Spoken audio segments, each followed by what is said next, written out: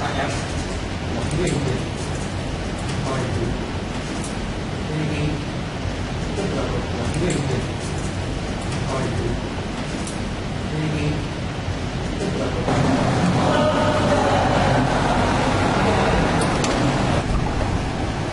Bener puasa ya? Marwa.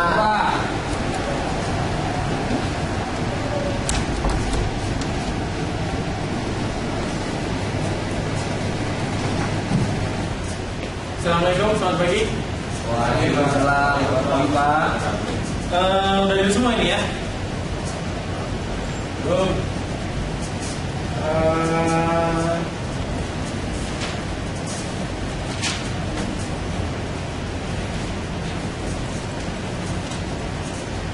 Materi sesuai mana kita? Sampai pusing, Pak. Oke, kemarin sudah saya jelaskan tentang asersi manajemen dan teknik audit ya. Iya, Pak.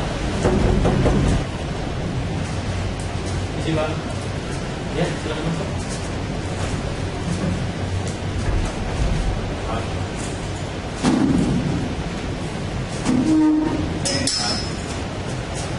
Saya bahas sedikit ya mengenai asersi manajemen. Jadi asersi manajemen adalah representasi pernyataan yang tersirat atau tersurat oleh manajemen tentang kelas transaksi dan akun serta pengungkapan yang terkait dalam laporan keuangan. Ya, itu tadi asersi manajemen semua ada di buku. Kalau kalian baca pasti udah tahu ya. Sekarang untuk tes kecil-kecilan. Untung sudah belajar. Nyata cuk. Pai.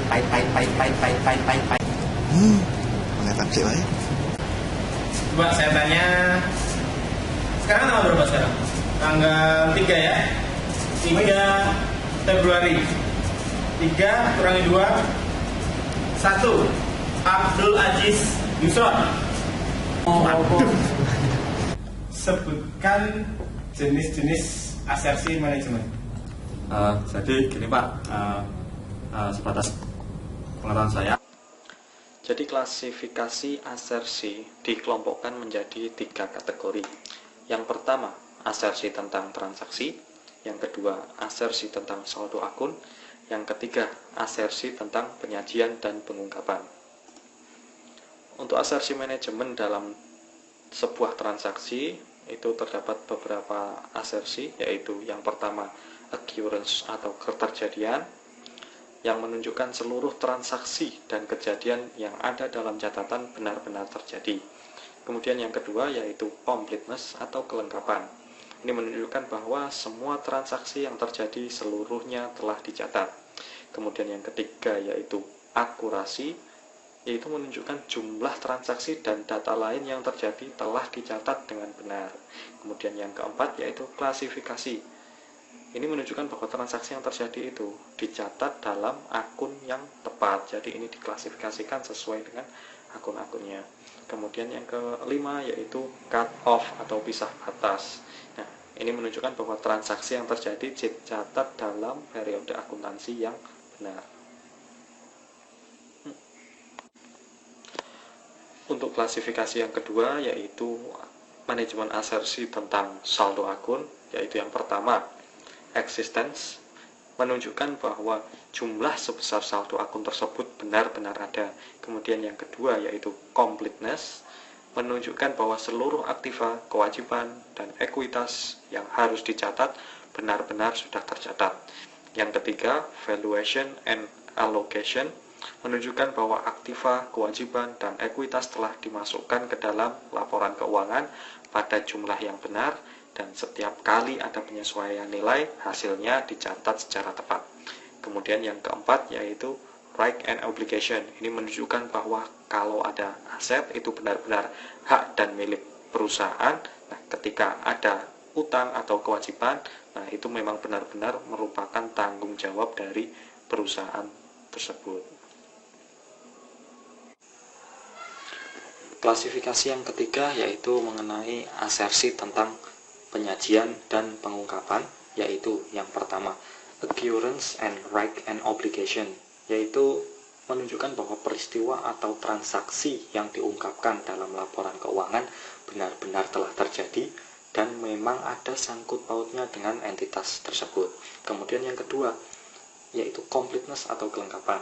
Ini menunjukkan bahwa semua pengungkapan yang harus dimasukkan dalam laporan keuangan benar-benar telah dicantumkan seluruhnya. Kemudian yang ketiga, yaitu accuracy and valuation. Ini menunjukkan bahwa informasi keuangan yang disajikan telah diungkapkan secara tepat dan menggunakan metode penilaian yang tepat. Kemudian yang keempat yaitu classification and understandability. Ini menunjukkan bahwa jumlah akun telah diklasifikasikan secara tepat dalam laporan keuangan, CALK, serta uraian saldo. Selain itu, ketika ada pengungkapan yang berhubungan dengan akun-akun tersebut, itu benar-benar telah diberikan penjelasan yang mudah dipahami oleh pembaca.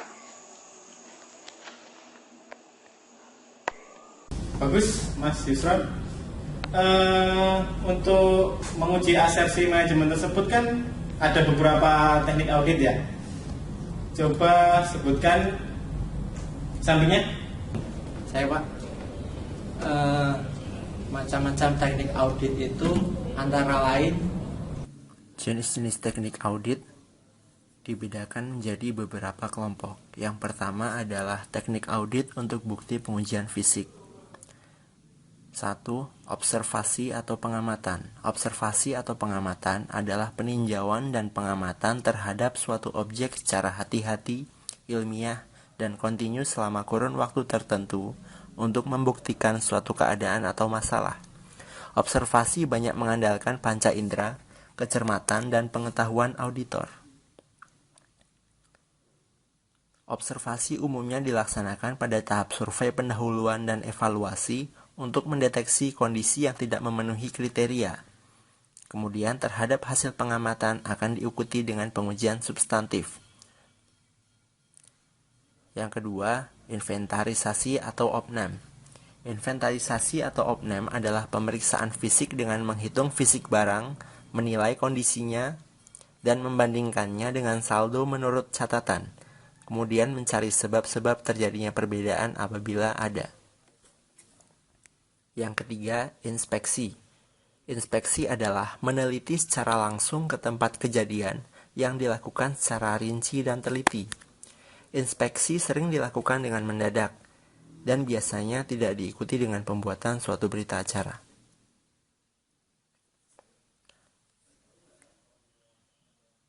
Kelompok teknik audit yang kedua adalah teknik audit untuk bukti dokumen.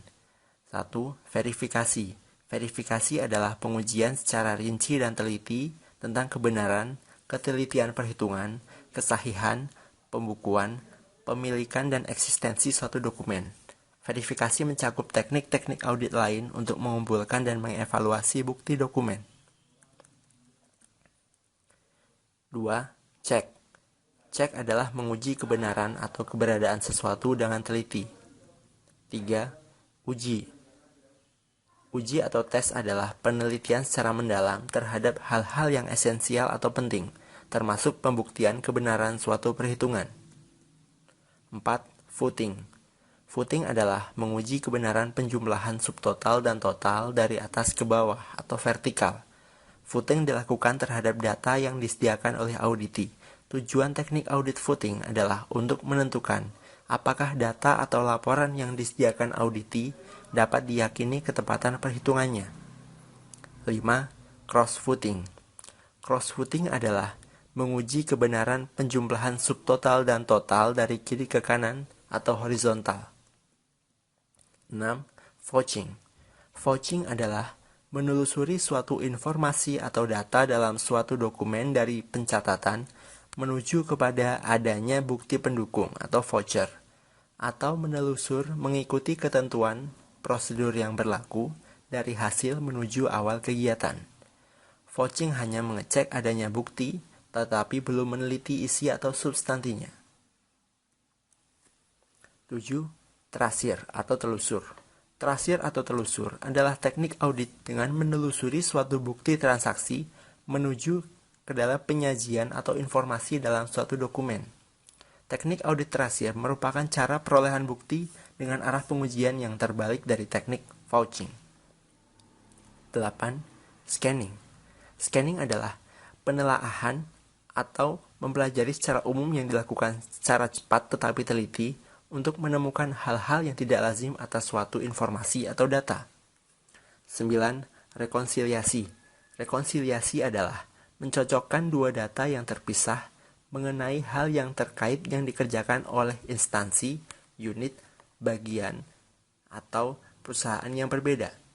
Tujuan teknik audit rekonsiliasi adalah untuk memperoleh jumlah yang seharusnya atau jumlah yang benar mengenai suatu hal atau perhitungan tertentu.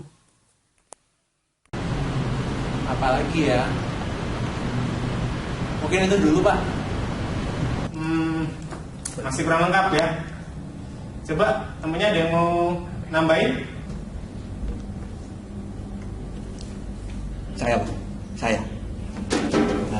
Saya nambahin Pak ya, macam-macam teknik audit sepengetahuan saya, selain yang disebutkan sama Mas Harjo tadi ada yaitu Teknik audit untuk bukti analisis.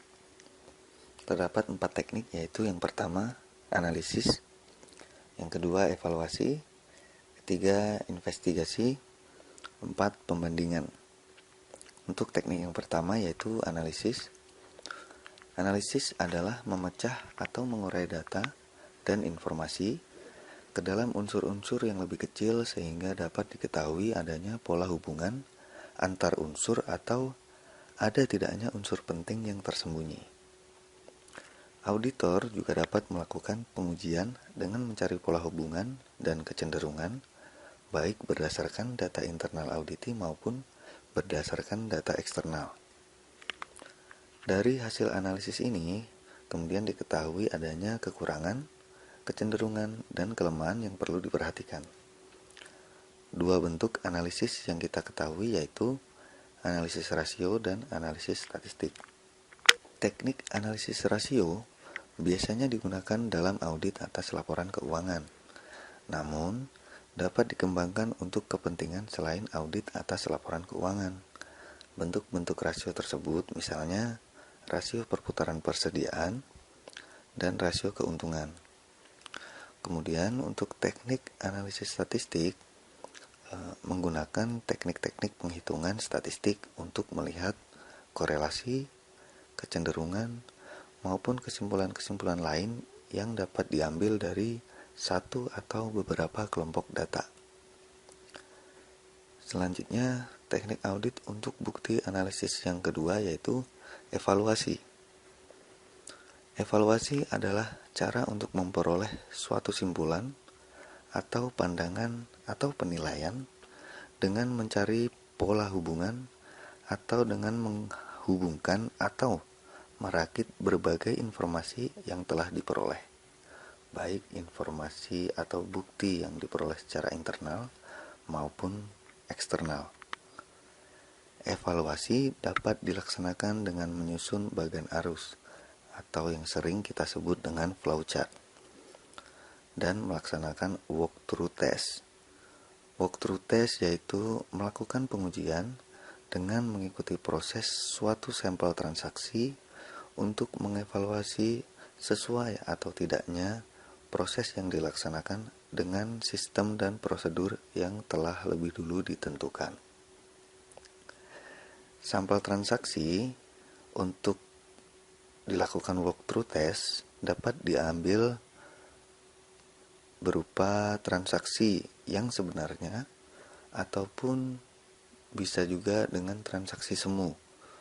Transaksi semu adalah transaksi yang dibuat oleh auditor untuk menguji kesesuaian sistem dan prosedur. Berikutnya, teknik audit untuk bukti analisis yang ketiga, yaitu investigasi. Investigasi adalah suatu upaya untuk mengupas secara intensif suatu permasalahan melalui penjabaran, penguraian, atau penelitian secara mendalam. Investigasi merupakan suatu proses pendalaman dari verifikasi setelah adanya indikasi. Tujuan teknik audit investigasi ini adalah untuk memastikan apakah indikasi yang diperoleh dari teknik audit lainnya memang benar terjadi dan merupakan penyimpangan atau bukan penyimpangan. Oleh karena itu, teknik audit investigasi mencakup juga teknik-teknik audit yang lain. Selanjutnya, teknik yang keempat yaitu pembandingan. Pembandingan dilakukan dengan membandingkan data dari satu unit kerja dengan data dari unit kerja yang lain atas hal yang sama dan periode yang sama, ataupun hal yang sama namun dari periode yang berbeda. Kemudian dari perbandingan tersebut dapat ditarik kesimpulan. Teknik pembandingan ini umumnya digunakan sebelum teknik analisis. Teknik audit untuk bukti keterangan. Terdapat dua teknik, yaitu yang pertama konfirmasi dan yang kedua adalah permintaan informasi. Konfirmasi, teknik yang pertama, dilakukan untuk memperoleh bukti sebagai peyakin bagi auditor dengan cara mendapatkan atau meminta informasi yang sah dari pihak yang relevan, umumnya pihak di luar auditi. Dalam konfirmasi, auditor telah memiliki informasi atau data yang akan dikonfirmasikan. Konfirmasi dapat dilakukan dengan lisan, yaitu dengan wawancara langsung kepada pihak yang bersangkutan, atau dapat dilakukan secara tertulis dengan menggunakan surat konfirmasi. Hal penting yang harus diperhatikan dalam melakukan konfirmasi, yaitu jawaban harus diterima langsung oleh auditor. Jika konfirmasi dilakukan secara tertulis, maka harus ditegaskan bahwa surat jawaban konfirmasi dialamatkan kepada auditor. Selain itu, surat permintaan konfirmasi kepada responden sebaiknya ditandatangani oleh auditi. Dalam melakukan konfirmasi tertulis, terdapat dua teknik konfirmasi, yaitu yang pertama konfirmasi positif, yaitu konfirmasi yang harus dijawab secara tertulis oleh pihak luar tersebut mengenai data yang dikonfirmasikan. Yang kedua yaitu konfirmasi negatif, yaitu konfirmasi yang meminta jawaban tertulis apabila data yang dikonfirmasikan berbeda atau salah, dan tidak perlu dijawab apabila data yang dikonfirmasikan telah sama atau benar dengan data yang dimiliki oleh responden. Kemudian teknik audit untuk bukti keterangan yang kedua, yaitu permintaan informasi. Permintaan informasi atau inquiry dapat dilakukan untuk menggali informasi tertentu dari berbagai pihak yang berkompeten. Pihak yang berkompeten di sini bisa berarti pegawai atau pejabat auditi yang berkaitan dengan permasalahan, atau pihak ketiga termasuk para spesialis atau profesional suatu bidang ilmu. Permintaan informasi dapat dilakukan dengan mengajukannya secara tertulis maupun secara lisan. Permintaan informasi secara tertulis dapat dilakukan dengan kuesioner, menulis surat permintaan informasi, atau nota permintaan informasi. Sedangkan wawancara adalah upaya memperoleh informasi atau data melalui lisan yang lebih bersifat menggali informasi atau data dari pihak yang relevan. Ya, bagus. Demikian tadi penjelasan teman-teman kalian tentang asersi dan teknik audit ya. Nyambung ke pelajaran yang sudah saya jelaskan minggu kemarin tentang audit siklus pembelian dan pembayaran kas, di mana dalam siklus pembelian dan pembayaran kas itu terdapat dua transaksi utama, yaitu transaksi atas pembelian itu sendiri dan transaksi atas pembayaran kas. Nah, Sekarang yang ingin saya tanyakan adalah jelaskan teknik audit untuk menguji asersi pada transaksi pembelian. Ya, coba kamu. Aku ya Pak. Naraca boleh ya Pak ya. Audit atas transaksi pembelian itu adalah contoh penerapan teknik audit untuk pengujian asersi manajemen atas transaksi pembelian. Dalam transaksi pembelian ada beberapa asersi yang akan diuji, yaitu yang pertama, pengujian atas asersi keterjadian. Yang kedua, pengujian atas asersi kelengkapan. Yang ketiga, pengujian atas asersi akurasi. Yang keempat, pengujian atas asersi posting dan pengikhtisaran. Yang kelima, pengujian atas asersi klasifikasi. Dan yang terakhir adalah pengujian atas asersi waktu pisah batas. Dalam pengujian ini kita akan terbagi menjadi 3 bagian. Yang pertama adalah tujuan dari pengujian, yang kedua pengujian pengendalian, yang ketiga pengujian substantif yang akan dilakukan. Yang pertama, kita akan menguji atas asersi keterjadian. Tujuan dari pengujian ini adalah untuk memastikan pembelian yang dibukukan adalah untuk barang dan jasa yang diterima dan yang konsisten dengan kebutuhan terbaik klien.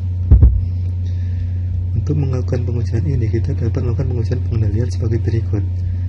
Periksa kebenaran dokumen yang dilampirkan dalam suatu paket voucher. Yang kedua, periksa indikasi suatu otorisasi. Yang ketiga, berusaha input transaksi vendor valid dan tidak valid. Yang keempat, periksa indikasi suatu penandaan pada dokumen yang sudah dijurnal. Dan yang terakhir, periksa indikasi suatu verifikasi internal. Sedang pengujian substansif yang dapat dilakukan adalah periksa jurnal pembelian, ledger, dan master file hutang untuk jumlah yang besar dan tidak biasa. Yang kedua, periksa kelayaan dan keaslian dokumen pendukung. Yang ketiga, memeriksa master file vendor bila ada yang tidak biasa.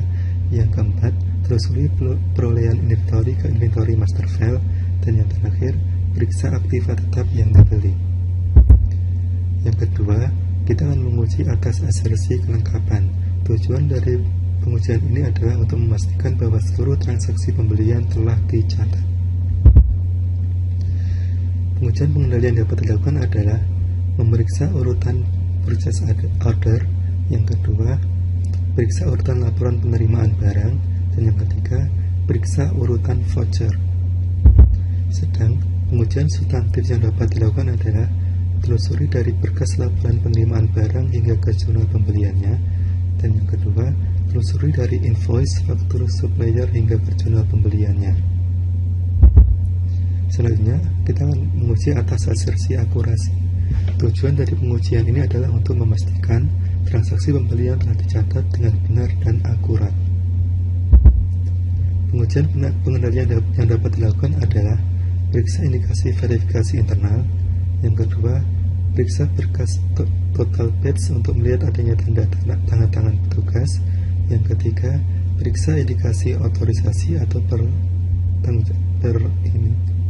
Yang keempat, periksa indikasi perbandingan antara master file dengan ledger. Sedang pengujian substantif yang dapat dilakukan adalah bandingan nilai transaksi yang dibukukan dengan nilai pada invoice, dokumen penerimaan barang atau dokumen pendukung lainnya. Yang kedua, hitung ulang keakuratan perhitungan dana invoice termasuk diskon dan tambahan biaya. Yang ketiga, uji keakuratan penjumlahan pada master file dan ledger. Kemudian kita akan menguji atas asersi posting dan pengikhtisaran. Tujuan dari pengujian ini adalah untuk memastikan transaksi pembelian telah dicantumkan dengan benar pada master file persediaan dan utang usaha serta diikhtisarkan secara benar. Pengujian pengendalian yang dapat dilakukan adalah memeriksa indikasi verifikasi internal. Yang kedua, memeriksa keterangan pada akun besar umum yang menunjukkan perbandingan. Sedang pengujian substantif yang dapat dilakukan adalah menguji ketepatan klerikal dengan men-voting jurnal dan menelusuri posting ke buku besar umum serta master file utang dan persediaan. Selanjutnya, kita akan menguji atas asersi klasifikasi. Tujuan dari pengujian ini adalah untuk memastikan transaksi pembelian telah diklasifikasikan ke akun yang benar. Pengujian pengendalian yang dapat dilakukan adalah periksa standar operasi prosedur untuk penggunaan chart of account. Yang kedua, periksa indikasi verifikasi internal. Sedang pengujian substantif yang dapat dilakukan adalah dengan membandingkan klasifikasi dengan chart of account dan invoice dari supplier. Yang terakhir adalah pengujian atas asersi waktu pisah batas. Tujuan dari pengujian ini adalah untuk memastikan transaksi pembelian telah dibukukan pada tanggal atau periode yang tepat. Pengujian pengendalian yang dapat dilakukan adalah periksa standar operasi dan observasi apakah ada invoice yang belum dibukukan. Yang kedua, periksa indikasi verifikasi internal. Sedangkan pengujian substansif yang dapat dilakukan adalah bandingkan tanggal laporan penerimaan barang invoice dengan tanggal dalam jurnal pembelian. Sudah, Pak. Bagus, caranya bagus. A minus bisa lah. Nah, seperti kita ketahui dalam siklus pembelian dan pembayaran kas ini ada beberapa akun yang terpengaruh ya. Salah satunya adalah akun account payable atau utang usaha. Nah, sekarang yang ingin saya ketahui adalah bagaimana teknik audit untuk menguji asersi saldo account payable. Coba kamu yang terlambat tadi. Saya, Pak.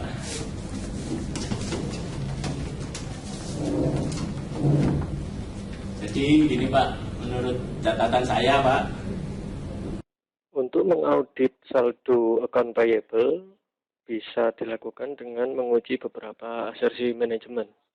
Yang pertama yaitu menguji atas asersi valuation and allocation dengan cara mencocokkan daftar hutang usaha dengan master file yang terkait dan mencocokkan total hutang usaha yang terjadi apakah sesuai dengan pencatatan dalam buku besar.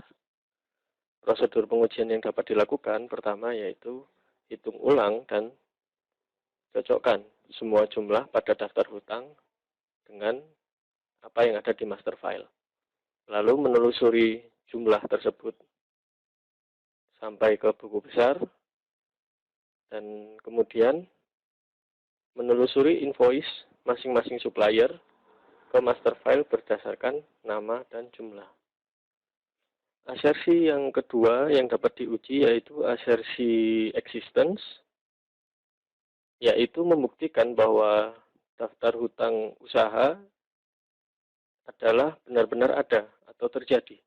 Prosedur pengujian yang dapat dilakukan, pertama, menelusuri dari daftar hutang yang ada ke laporan tagihan supplier dan invoice-nya, atau bisa dikatakan tracing back. Lalu yang kedua cara yang dilakukan yaitu konfirmasi hutang usaha. Nah, ini bisa dilakukan dengan meminta keterangan pada pihak terkait, khususnya untuk hutang-hutang yang berjumlah besar. Asersi ketiga yang dapat diuji sehubungan dengan saldo account payable yaitu completeness, yaitu memastikan bahwa hutang usaha yang ada telah dimasukkan dalam daftar hutang usaha dan di jurnal secara tepat dan lengkap. Prosedur pengujian yang dapat dilakukan yaitu dengan melakukan pengujian kewajiban lewat waktu atau out of period liability test, yaitu yang pertama memeriksa dokumen yang mendasari pengeluaran kas, selanjutnya misal dokumen pengeluaran kas. Yang kedua, memeriksa dokumentasi yang mendasari untuk tagihan yang belum dibayar beberapa minggu setelah akhir tahun. Yang ketiga, menelusuri laporan penerimaan yang dikeluarkan sebelum akhir tahun ke faktur vendor. Yang keempat, menelusuri laporan vendor yang menunjukkan saldo yang jatuh tempo ke neraca. Yang kelima, mengirim konfirmasi ke vendor atau supplier. Asersi keempat yang diuji terkait dengan saldo account payable yaitu asersi accuracy,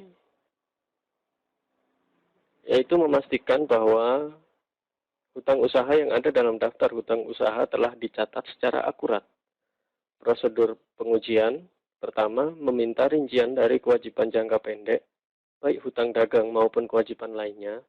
Kemudian, periksa jumlahnya atau footing, serta cocokkan saldonya dengan saldo hutang di buku besar. Kedua, untuk hutang dagang, cocokkan saldo masing-masing supplier dengan saldo menurut subsidiary ledger hutang dagang. Yang ketiga, periksa bukti pendukung dari saldo kepada beberapa supplier.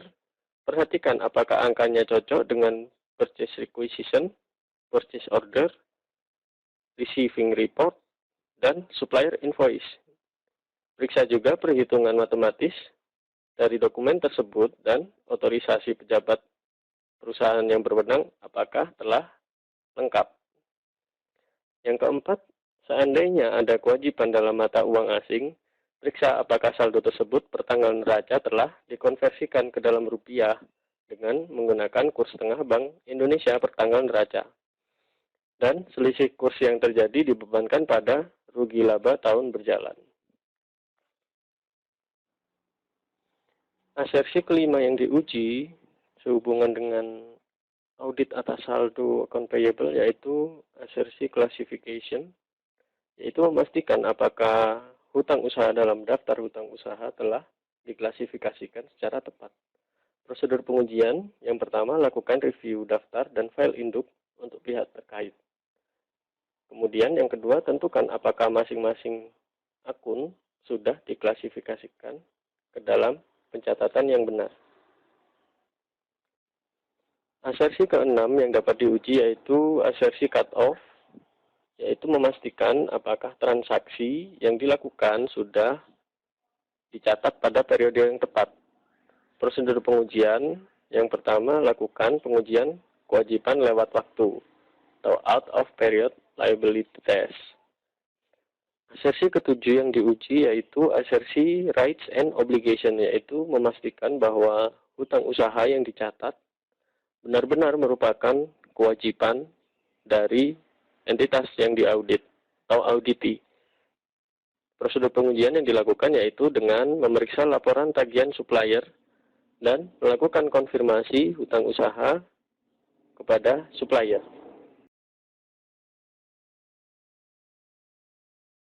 Bagus. Sepertinya udah siap ujian ya. Lupa. Jangan lupa ujiannya cuma 3 bab, yaitu bab 1, bab 27, dan bab-bab diantaranya. Sekian kuliah hari ini. Saya ucapkan selamat menempuh ujian akhir semester. Semoga semua lulus ya. Amin. Oke. Saya akhiri. Assalamualaikum warahmatullahi wabarakatuh. Selamat siang.